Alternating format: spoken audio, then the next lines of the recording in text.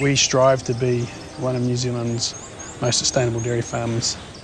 Our vision, I suppose, around the farm was to make it sustainable on two fronts, both environmentally and economically. The environment has to sit right at the front of a business model. Must be little fish in there, little kakapoos.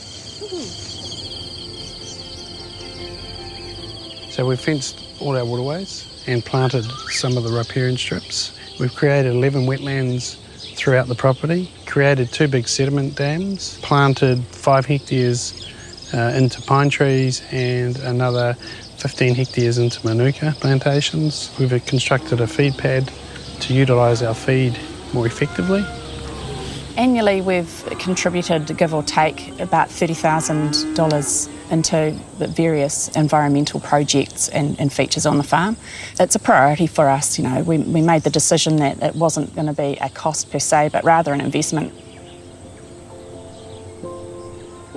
You've got a business that is fit for purpose and sustainable in the long term. Yeah. Come up. So we've sort of changed our whole drive in the last few years. When we set up our environmental plan and where we wanted to go, we look for opportunities, identify land which wasn't suitable for stock grazing. So we looked at it then and said, okay, so what does it add to our business and what value can we get from it?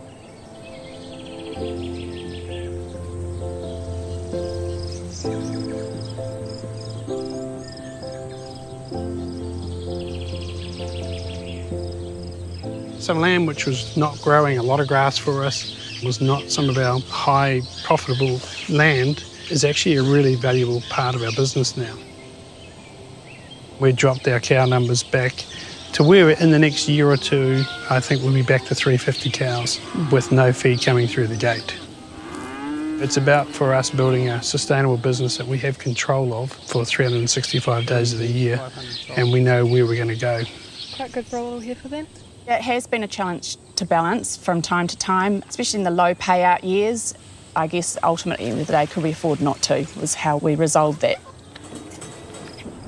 So for us, doing it over the last 9 years is a lot easier financially than trying to catch up now. Yes. And I think that's the message you can take. If you can create a plan and say, look, it's going to take us 10 years to achieve this, that's better than finding yourself reactive and going, shit, I need to do it all today.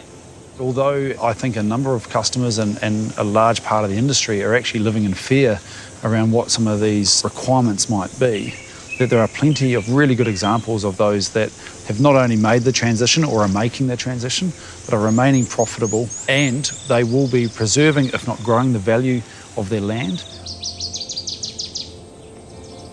And all I could say to other farmers is open your gate, open your mind, and have a look at where you're going and where you want to be in the next 10 years, because we're in a changing industry, and I think the landscape's about to change. So if you can get help and get some advice, grab it with both hands.